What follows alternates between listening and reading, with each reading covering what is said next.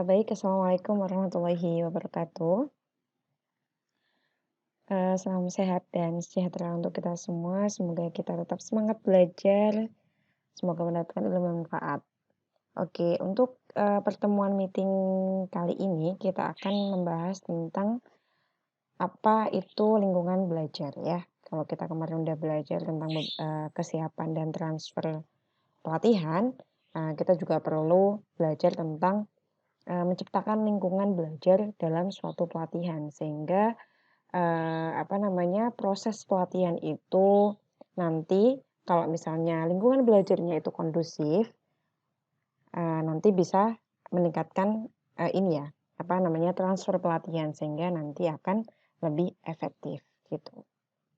Nah, pembelajaran mengubah perilaku secara permainan. Agar karyawan menguasai pengetahuan dan keterampilan dalam program pelatihan dan menerapkan informasi ini dalam pekerjaan nantinya, program pelatihan harus memperhatikan prinsip-prinsip belajar.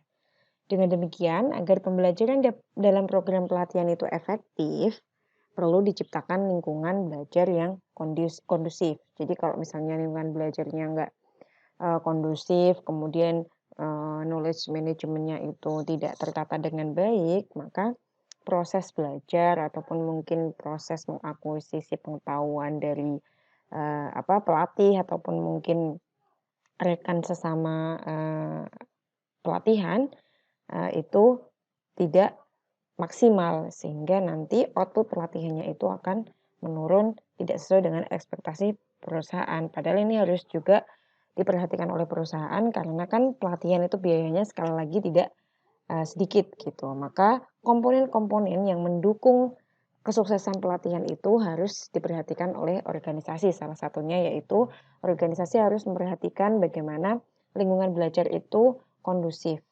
Atau setiap karyawan atau setiap peserta pelatihan itu bisa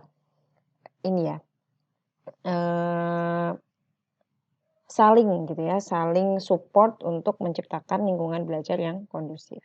Nah, kita akan membahas tentang persyaratan pembelajaran dan pentingnya. Ini menurut Nui et al. Tahun 2006. Nah, beberapa persyaratannya ada yang pertama, karyawan perlu mengetahui mengapa mereka seharusnya belajar.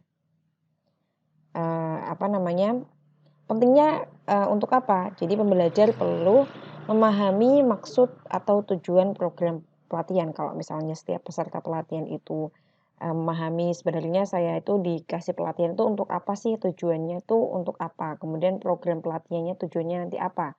Oh, untuk meningkatkan skill saya sehingga nanti saya bisa lebih kinerja saya lebih meningkat, kemudian soft skill saya lebih bagus.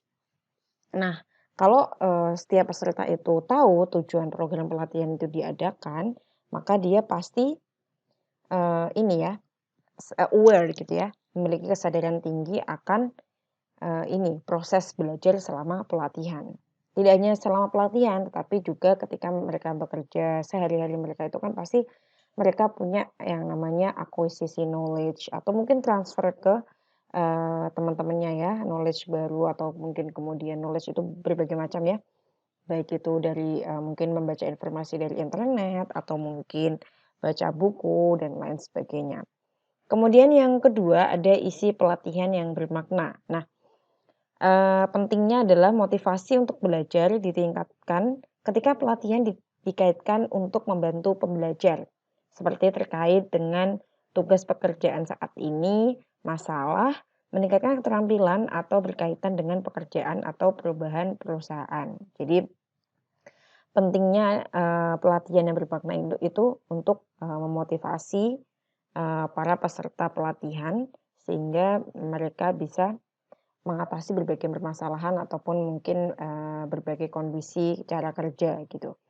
Kemudian kesempatan berlatih atau praktik. Nah, pentingnya untuk mencapai keahlian dalam keterampilan, perilaku, tugas atau menguasai pengetahuan. Jadi kalau semisal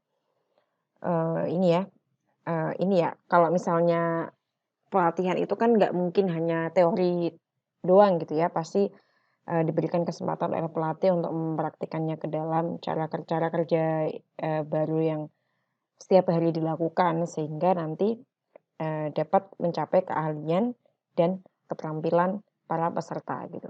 Kemudian persyaratan untuk belajar selanjutnya yaitu umpan balik. Nah, jadi diberikan umpan balik. Nah, umpan balik ini membantu pembelajar mengubah perilaku, keterampilan, atau menggunakan pengetahuan untuk memenuhi tujuan ya. Jadi kalau misalnya diberikan feedback entah itu dari organisasi ataupun dari pelatih ya. Jadi oh ini ya apa namanya diberikan feedback gitu kan pasti kita tahu oh berarti kita harus gini. Oh ternyata kemarin itu kurang gini gitu. Nah, itu kan salah satu manfaat feedbacknya itu kita bisa berkaca lebih gitu. Kemudian mengamati pengalaman dan berinteraksi dengan orang lain. Nah, ini mencakup pada orang dewasa belajar dengan sangat baik dengan melakukan atau memperoleh wawasan baru dengan bekerja sama dengan orang lain. Jadi kalau misalnya kita berinteraksi dengan orang lain, sosialisasi, jiwa sosial kita tinggi, itu kan bisa ini ya, apa namanya, ya tadi ada knowledge transfer, ada knowledge acquisition, ada kita mendapatkan wawasan baru ataupun kita sharing wawasan baru kepada orang lain sehingga itu kan bisa menciptakan lingkungan belajar yang lebih bagus gitu.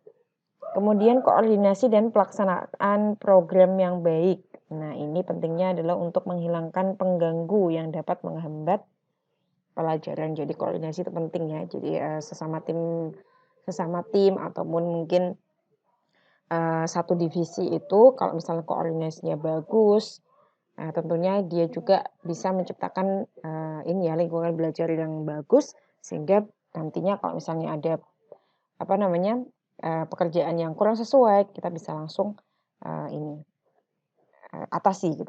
Kemudian menghafal isi pelatihan. Nah ini pentingnya adalah untuk memfasilitasi ingatan isi pelatihan setelah selesai gitu. Jadi tidak serta-merta kayak kita ya waktu mahasiswa gitu diberikan kuliah kemudian setelah keluar dari ruangan hilang juga gitu ya. Pengalaman pribadi seperti itu.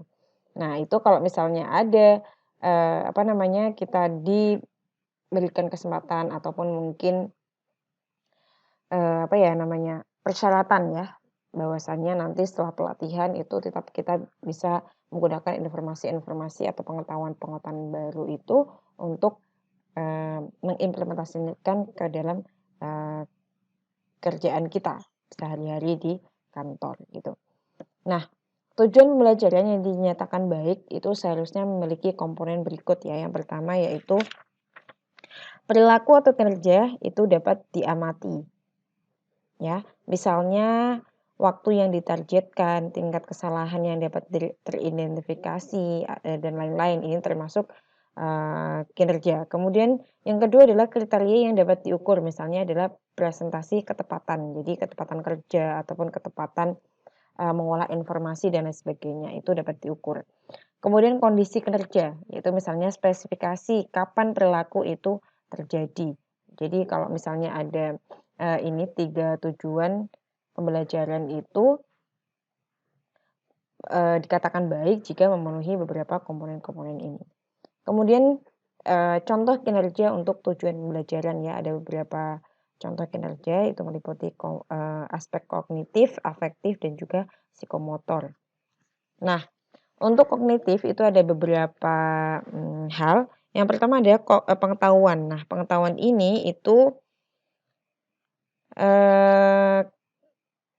ini tujuan pembelajarannya pasti kan tujuan pembelajaran itu kan pasti ke kinerja. Nah, jadi untuk aspek kognitif itu yang pertama pengetahuan itu untuk menyusun, mendefinisikan, mendaftar, mengingat, mengulang. Nah, pengetahuan ini seperti untuk mengingat sebuah informasi. Kalau pemahaman, yang kedua ini ada pemahaman itu lebih ke menafsirkan dalam bahasa sendiri. Jadi karyawan itu mampu mengklasifikasikan, kemudian mendiskusikan, menjelaskan, dan meninjau. Kemudian kalau penerapan itu lebih ke menerapkan pada situasi yang baru gitu. Salah satunya seperti menerapkan, memilih, mempersiapkan, beri contoh. Ini bisa apa aja ya. Kemudian analisis. Analisis itu lebih mengurai menjadi bagian-bagian dan menunjukkan hubungannya. Jadi karyawan itu bisa ini ya, memiliki soft skill ini ya, analisator gitu. Yaitu tentang menganalisis, mengkategorikan, membandingkan, atau menguji. Kemudian sintetis itu menyatukan ya, untuk menyusun, mengumpulkan, mengusulkan, dan menetapkan. Kemudian untuk evaluasi itu melakukan penilaian berdasarkan kriteria-kriteria tertentu seperti menilai, mendebat, memilih, dan membandingkan. Kemudian kalau aspek afektif itu ada menerima. Menerima itu adalah menaruh perhatian, seperti menyimak, mempersepsi, dan juga waspada terhadap segala sesuatu. Kemudian merespons ya. Merespons itu partisipasi minimal. Jadi seperti membalas, menjawab, menyetujui, mematuhi, ataupun memberikan feedback itu juga termasuk salah satu respons. Kemudian menghargai atau preferensi, seperti mencapai, berasumsi, mendukung, dan berpartisipasi. Nah, dalam ini konteksnya segala apapun ya. Kemudian mengorganisasi, itu mengembangkan nilai, seperti menghakimi, menentukan, mengidentifikasi, dan juga menyeleksi. Kemudian menjadi karakter itu filosofi hidup secara keseluruhan. Seperti mencakup pada percaya, mempraktikkan, dan juga menjalankan. Kemudian yang terakhir ada psikomotor, yang meliputi yang pertama refleks, yaitu gerakan yang tidak disengaja ya. Seperti mengeraskan, memperpanjang, atau melenturkan ketika ada terjadi yang hal-hal yang mungkin mencengangkan gitu ya, atau mungkin ya itu tidak disengaja. Kemudian gerakan dasar itu adalah gerakan sederhana seperti merangkak, berjalan, berlari, dan menjangkau. Kemudian untuk persepsi itu ada respons terhadap rangsangan seperti memutar, membengkokkan, menyeimbangkan, dan juga merangkak. Kemudian kemampuan fisik itu adalah gerakan psikomotor ya. Memindahkan benda berat, kemudian membuat gerakan cepat. Dan yang terakhir adalah gerakan terampil, yaitu gerakan lanjutan yang dipelajari.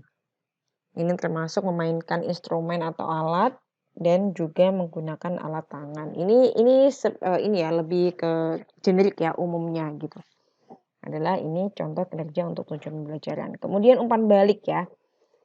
Nah, pendekatan penilaian kinerja umpan balik itu biasanya pakai metode ini ya, 360 derajat, di mana perilaku atau keterampilan karyawan itu dinilai tidak hanya oleh bawahan, tetapi juga oleh rekan kerja, atasan, pelanggan, atau bahkan dirinya sendiri ya. Namanya juga 360 derajat ya. Jadi semua yang berinteraksi ataupun ini ya, semua lini itu menilai setiap karyawan. Nah, umpan balik yang baik itu harus ada ini ya, ada kayak semacam syaratnya gitu ya. Ini menurut Kreitiner dan juga Kiniki. Nah, beberapa di antaranya yaitu yang pertama, menghubungkan umpan balik pada tujuan kinerja yang ada dan harapan yang jelas gitu. Kemudian memberikan umpan balik secara spesifik, terikat pada perilaku yang dapat diamati atau hasil yang dapat diukur. Kemudian menghubungkan umpan balik pada bidang yang menjadi hasil utama. Kemudian memberikan umpan balik sesegera mungkin dan juga memberikan umpan balik positif untuk memperbaiki proses kinerja, bukan hanya hasil akhir. Jadi manfaat umpan balik itu sebenarnya kan banyak ya. Kalau misalnya kita tidak diberikan feedback, itu kan kita tidak tahu bahwasanya apa yang kita lakukan itu sebenarnya sesuai dengan standar perusahaan apa belum gitu. Kalau misalnya kita nggak dikasih feedback, misalnya kita kerja gitu, kemudian kita nggak pernah dikasih feedback, oh kerjaan kamu kok gini, atau mungkin nggak pernah dikasih namanya penilaian gitu ya. Jadi kita nggak tahu seberapa efektif atau seberapa efisien hasil kinerja kita gitu, nggak tahu. Nah, salah satu yang bisa meningkatkan kinerja itu adalah diberikannya umpan balik. Nah, umpan balik tuh banyak ya tadi misalnya adalah pakai metode 360 derajat. Kalau misalnya dikasih feedback, misalnya kita rekan kerja, kok kamu ini ya buat laporannya kok agak ini belibet gitu. Aku punya ini misalnya tips dan trik gitu yang bisa lebih mudah atau mungkin bisa lebih efektif kinerjanya, cara kerjanya gitu. Nah, itu adalah salah satu bentuk-bentuk umpan balik. Nah, itu bisa meningkatkan kinerja. Kemudian beberapa peluang di mana umpan balik perlu diberikan selama pelatihan. Nah, Umpan balik itu perlu dilakukan pelatihan ketika yang pertama anggota tim tidak mengerti arah yang mereka tuju dan ketika mereka tidak paham mengenai kinerja kompeten dalam karakteristik tertentu. Ini harus segera mungkin dikasih feedback sehingga nanti dia bisa terarah, terus kemudian tujuan kerjanya dia itu juga jelas. Kemudian yang kedua adalah ketika mereka kurang kesadaran diri dan tidak melihat dirinya dengan cukup jelas untuk memperbaiki kinerja. Jadi lebih kayak eee, tidak tahu apa yang harus dia lakukan gitu untuk memperbaiki kinerjanya. Kalau misalnya nggak diberikan feedback ya berarti dia akan stuck di situ terus gitu. Kalau misal pemimpin ataupun bawahan dan lain sebagainya memberikan feedback, umpan balik atau mungkin saran-saran gitu ya, pastikan mereka, "Oh ternyata saya kurangnya di sini, oh ternyata saya, harus begini," gitu. Kemudian yang ketiga adalah ketika mereka terlalu mengkritik diri sendiri atau ketika mereka fokus hanya pada interpretasi atau pandangan saja. Kemudian yang keempat adalah ketika keyakinan mereka menghambat dan menahan mereka untuk maju. Jadi itu ya tadi stuck di situ terus, maka harus segera diberikan umpan balik. Sehingga dia nanti, yang awalnya belok nanti bisa jadi lurus lagi gitu. Kemudian ketika mereka tidak termotivasi untuk berubah, tergoda untuk kembali dengan cara-cara lama atau membutuhkan penghargaan atas usaha-usaha mereka gitu ya. Ini termasuk salah satu ciri-ciri ini ya, karyawan yang resisten gitu ya. Dia, ini ya, readiness to change-nya itu kurang gitu ya. Jadi kesiapan untuk berubahnya kurang sehingga nanti perlu diberikan motivasi ataupun mungkin diberikan feedback oleh atasan, dukungan organisasi yang lebih gitu sehingga nanti dia, termotivasi untuk berubah. Ini tuh udah saatnya kamu move on dengan cara yang lama gitu. Ini ada cara kerja yang baru harus digunakan sehingga nanti efisien waktunya nggak lama gitu. Kemudian yang terakhir adalah ketika mereka tidak belajar dari pengalaman mereka, ya. Jadi, tidak memperbaiki diri ataupun memperbaiki kualitas kinerja dari pengalaman pribadi ataupun melalui pengalaman orang lain. Ini adalah menurut SMART tahun 2005. Itu adalah beberapa peluang atau mungkin beberapa kondisi di mana, eee, karyawan yang seharusnya, eee, ini ya lebih diberikan umpan balik oleh atasan ataupun mungkin stakeholder lainnya. Itu adalah, bahasan tentang menciptakan lingkungan belajar ya ketika, ini ya, pelatihan yang bagus, output pelatihan yang baik tentunya ada beberapa komponen di dalamnya yang dimulai dari metode pelatihan, kemudian tujuan pelatihan, menciptakan lingkungan belajar, kemudian transfer pelatihan dan juga kesiapan pelatihan dan lain sebagainya, itu harus dikoordinasikan oleh organisasi sehingga kesuksesan pelatihan itu tercipta. Nah, ada tugas individu untuk kalian semua, silahkan dicek di Sunar masing-masing. Saya berikan, satu contoh artikel yang mana kalian harus baca dan juga ringkas sehingga nanti lebih, lebih paham tentang, ada konsep baru pelatihan gitu. Silakan dikerjakan, untuk informasi lebih lanjutnya silakan baca di Sunar masing-masing. Begitu, terima kasih atas, partisipasinya. Kita ketemu next meeting, pakai, Zoom. Semangat belajar selalu, semoga nanti ujiannya lancar semua dengan nilai yang memuaskan. Oke begitu, terima kasih. Assalamualaikum warahmatullahi wabarakatuh.